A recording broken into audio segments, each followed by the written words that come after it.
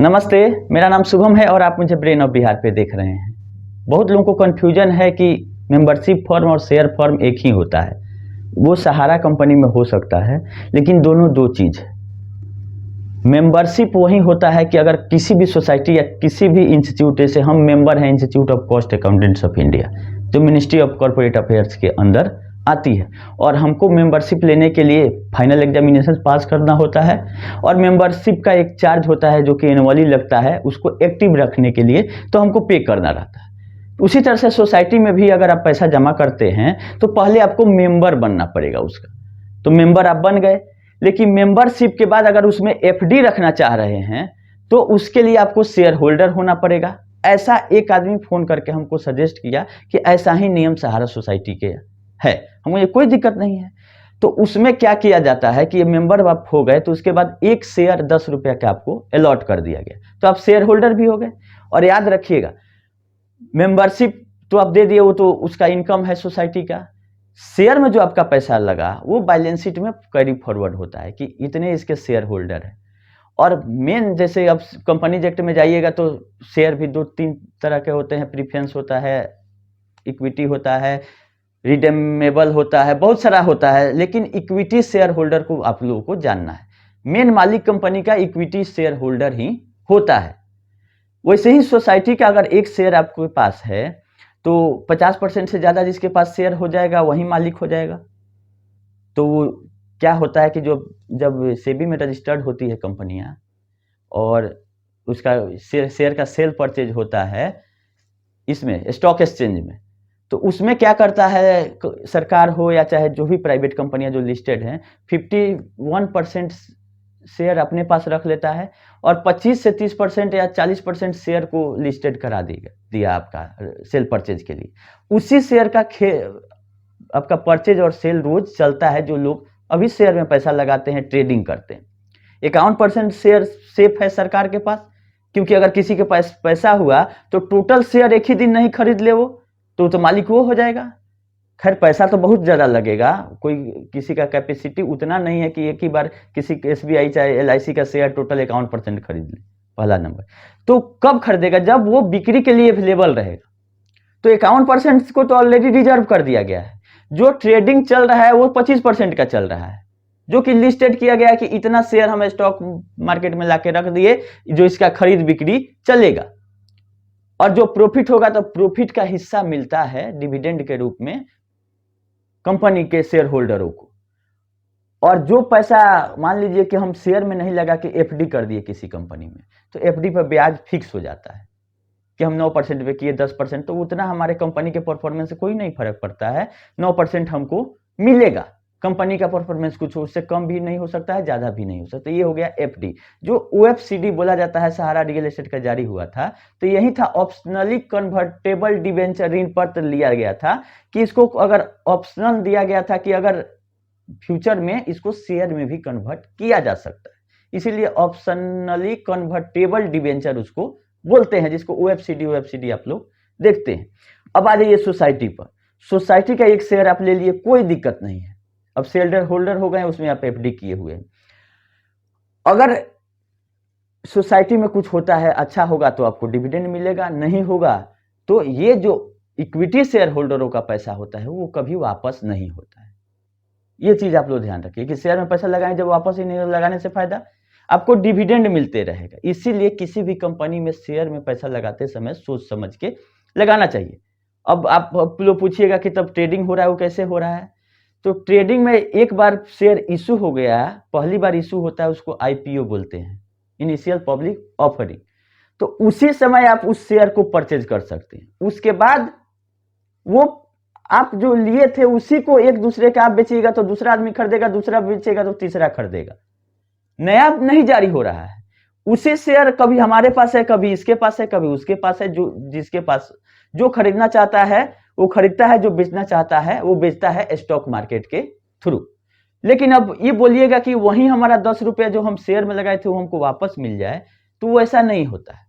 Equity share का पैसा आप जैसे कि कंपनी खोलते हैं तो, या कोई दुकान आप सिंपल खोल रहे हैं 1 लाख के पूंजी से, वो 1 लाख रुपया लगाए, आप दुकान में सामान वामान ला के रख लिए, अब कल 2 महीना बाद आप बोलिएगा कि अब 1 लाख रुपया दुकान से हम निकाल रहे हैं, तो संभव है कि निकल जाएगा। तो एज एग्जाम्पल आप समझिए कि वो आप इक्विटी शेयर होल्डर हैं उस दुकान के, और 100% शेयर आपका है। बिजनेस में प्रॉफिट होगा तो उसका पार्ट आपको मिलेगा, लॉस होगा तो आप ही के कैपिटल में से घटेगा। अब आप बोलिएगा तो फिर 1 लाख लगाए वो कब वापस होगा?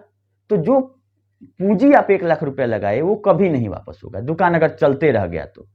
अब दुकान बेच के भागना है आपको, तो दुकान बिकेगा और आपका इक्विटी शेयर होल्डर का पैसा मिल जाएगा। ये हो गया ठेठ भाषा में शेयर का परिचय। हाँ, उस दुकान चलते रहेगा तो उसका प्रॉफिट का पार्ट आप लीजिए। आप उसको अब बोलिएगा कि जो 1 लाख लगाए थे वहीं निकालना चाह रहे थे, तो उसके लिए तो आपका दुकान ही बंद करना पड़ेगा। आप 1 लाख नहीं 10 लाख उससे कमा सकते हैं, पूंजी नहीं, पूंजी तो था ही। अब सेल परचेज जो कर रहे हैं, मान लीजिए उसी 1 लाख को आप दिन भर में 90,000 का माल ले आए और 95 में बेच दिए तो 5,000 आपका बचा। फिर 95 का माल लाए तो 1 लाख में बेच दिए तो फिर 5,000 बचा। तो 1 साल में आप 5 लाख कमा सकते हैं। लेकिन अब बोलिएगा कि जो हम पूंजी लगाए थे 1 लाख वो वापस हो जाए, तो वही हाल है शेयर का।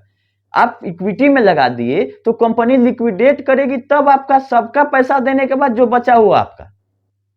इसीलिए इक्विटी में लगाना रिस्की बोला जाता है कि कंपनी अगर चलते रही तो वैल्यू भी आपका बढ़ेगा, अगर कंपनी का परफॉर्मेंस खराब हुआ तो सबसे ज्यादा फर्क इक्विटी शेयर होल्डरों का पड़ेगा, क्योंकि जब लिक्विडेशन का सिस्टम है रिपेमेंट का, वो नीचे से शुरू होता है। पहले गवर्नमेंट एजेंसी, फिर बाहर के क्रेडिटर, फिर उसके बाद लास्ट उसके पहले प्रीफरेंस शेयर होल्डर, तब जाके इक्विटी के पास आता है। अगर कुछ बचा तब, नहीं बचा तो आपका पूंजी गया। तो किसी भी कंपनी के शेयर में पैसा लगाने के पहले ये सोचे। और जो लिस्टेड कंपनियां हैं उनका शेयर एक दूसरे को ट्रांसफर होता है, और पहली बार जब इशू करती हैं उसको आईपीओ बोलते हैं। ये रहा शेयर का बात। अब मेंबरशिप पे आ जाइए, तो मेंबर तो होना जरूरी ही है। मेंबर और शेयर में अब आप लोग बताइए कि क्या डिफरेंस है। इतना कुछ बताने के बाद अभी आप लोगों को क्लियर हो गया कि मेंबरशिप क्या है और शेयर क्या है। इसीलिए सहारा ने क्या किया है, मेंबरशिप पब्लिक शेयर कर दिया कि मेंबरशिप फी उसमें भी ले लिया और शेयर अलॉटमेंट का रिक्वेस्ट भी उसमें ले लिया। तो शेयर ऐसे ही नहीं मिलता है, आपको रिक्वेस्ट करना पड़ता है कंपनी को कि हम इंटरेस्टेड हैं आपका 10,000 शेयर लेने के लिए। अब कंपनी के मैनेजिंग डायरेक्टर या मैनेजमेंट पे डिसीजन ये होता है कि किसको कितना शेयर अलॉट किया जाए। आप एप्लीकेशन लगाए, आपका अलॉटमेंट होगा कि हाँ आप 10 शेयर मांगे थे, अब शेयर ही नहीं है बिक्री के लिए, तो आपको 5 अगर है तो 50% होता है कि 50% सबको दे दीजिए। क्योंकि अगर शेयर 10,000 है, एप्लीकेशन आ गया 1 लाख का कि 1 लाख शेयर लोगों को चाहिए, तो 10% सबको मिलेगा कि जो 10,000 के लिए किया है उसको 1,000 मिलेगा, प्रपोर्शनेट कर दिया जाता है। तो उसी तरह से इस एप्लीकेशन फॉर्म में बोला जा रहा है कि हम इतना शेयर के लिए एप्लीकेशन कर रहे हैं और हमको इससे कम भी आप अलॉट कर सकते हैं, जिसका परमिशन सहारा ने आपसे साइन करा के ले लिया। तो हम कभी रोके नहीं थे कि आप मेंबरशिप और शेयर फॉर्म नहीं भरिए, हमने केवल ये बताया था कि देख के भरिए और फॉर्म भर के एक कॉपी अपने पास रखिए कि कल हो के कोई फिगर इधर उधर उसमें नहीं कर दे। हम वही चीज बताते हैं जिससे आपका प्रॉब्लम सॉल्व हो, ना कि आप फंस जाए। फंसाने वाला काम यहां नहीं होता है। हमने कभी नहीं रोका कि आप फॉर्म, जहां अगर मिसिंग है फॉर्म सहारा की तरफ से, बैकडेट में भी भरवाया जा रहा है, कोई दिक्कत नहीं, आप सहयोग करके भरवाइए ताकि पैसा कैसे भी निकल सके। हाँ, लेकिन सावधानी रखना जरूरी है। एक कॉपी रखिए, आप अपने सामने देख लीजिए कि हम यहीं भर रहे हैं, मोबाइल में फोटो खींच लीजिए, रख लीजिए। क्योंकि सहारा इसके पहले बहुत सारा साइन कराने के बाद लोगों को समझ में नहीं आया और रियल एस्टेट से क्यूसॉफ से सोसाइटी में पैसा चला गया। अब जाके पता चल रहा है कि क्या क्या प्रोविजन किस एक्ट का है, कि 5 लाख से ज्यादा जमा करना था तो आईटीआर 4 आज पता चल रहा है। लेकिन ये चीज अगर सहारा पहले जागरूक करके की रहती तो लोग आईटीआर के साथ भी जमा कर सकते थे, बैंक के द्वारा चेक से भी कर सकते थे, 19,000 तोड़ने का कोई जरूरत नहीं था। लेकिन सिस्टमेटिक करना नहीं था इसको। इसके सलाहकार कौन है हमको आज तक समझ में नहीं आया, जिनको सही तरीके से बिजनेस ही करने नहीं आया और इतना 10-12 लाख लोगों का रोजगार खा गए। इसीलिए मेरा विरोध इससे है कि 12 लाख लोगों का रोजगार चल रहा था और इतना लोग आप पे ट्रस्ट करके आपको पैसा दे दिए और आप पैसा का मजाक बना दिए। हम इसी से विरोध करते हैं कि अगर सिस्टमेटिक नहीं करिएगा तो कल भी नहीं चला आपका, क्योंकि आज आके आप बैठ गए, और आगे भी नहीं चलेगा। कुछ भी अगर आप करने की सोच रहे हैं तो ट्रांसपेरेंट सिस्टमेटिक लाइएगा, हम लोग सहयोग करेंगे, आपका बताएंगे कि ये सामान ठीक है, ये सिस्टम इसका ठीक है, गलत और ठगने की कोशिश कीजिएगा तो अब नहीं चलेगा। अब यूट्यूब है और हम लोग आपसे डरेंगे नहीं। अगर सही चीज रहेगा तो खुल के बोलेंगे। आपको अगर कोई ऑब्जेक्शन है तो हमको नोटिस भेज के बोल सकते हैं कि आपने ये कैसे बोला। अगर हम गलत कोई बोल रहे हैं तो हमको रोकने की जरूरत है। अगर आप नहीं रोक रहे हैं तो आप भी जान रहे हैं कि आदमी सही बोल रहा है। तो हमारा ये हमेशा से यही टारगेट है कि अगर चलना भी है तो सिस्टमेटिक कंपनी लाके चलाइए ना आप। और अब तो आपका गुडविल एकदम खत्म हो गया है, क्योंकि आप 1 लाख करोड़ लोगों का ब्याज डूबते हुए, सरकार भी अनाउंस कर दी है कि डूबा हुआ पैसा था और देना जो प्रारंभ की है वो बिना ब्याज का करी, तो 1 लाख करोड़ लोगों का लॉस हो गया। तो कल होके आपका कोई भी सिस्टम कितना भी ट्रांसपेरेंट लाइएगा तो लोग जमा करेगा। एक बार भरोसा उठ गया और इतना लोगों को लॉस हो गया तो संभव नहीं है। इसीलिए इसको रिप्लेसमेंट करने के एजेंटों की जरूरत है। ये भी हम सलाह देंगे कि LIC में लोग काम कर रहे हैं, पोस्ट ऑफिस में काम कर रहे हैं, लेकिन अगर कोई भी प्राइवेट कंपनी, हम तो अप्रोच कर रहे हैं कि कोई भी बड़ी कंपनी टाटा, रिलायंस जैसे आए, उसका प्रचार हम करके लोगों को जोड़ेंगे कि ये कंपनी अच्छा है और इसमें आप काम कीजिए, जो कि सिस्टमेटिक चले। एकदम हम उसका सपोर्ट करेंगे। सहारा लेके आए, लेकिन सिस्टमेटिक इसको आदत तो है नहीं, लेके आएगी। इसको तो है कि कैसे हूं यू स्कूट विंस, छुपा छुपा के स्कीम लाएंगे या लोगों को जितना लोग गुमराह हो सके उसको करेंगे। सिस्टमेटिक लाइए, हम लोग आपके साथ हैं, कोई दिक्कत नहीं है, लेकिन पहले ये सब बेल उल लेने से आपको फुर्सत मिलेगा, तब कुछ करने का आपको मौका मिलेगा। हमको नहीं लगता है कि बेल से आपको फुर्सत मिलने वाला, लेकिन इसी में सबको रहना है। गलती सहारा का भी है, जमाकर्ता का भी है, एजेंट का भी है, लेकिन अब इसका पछतावा करने से कोई फायदा नहीं है। अब ये हो चुका है, इसीलिए टेंशन फ्री रहिए। जैसे सरकार ने बोला है वैसे करते रहिए। सरकार के अलावा कोई रास्ता भी नहीं है। और कुछ ऐसा पॉजिटिव भी रहेगा सहारा की तरफ से तो भी हम आपको अगले वीडियो में चाहे हमेशा की तरह अपडेट करते रहेंगे। अभी के लिए इतना ही।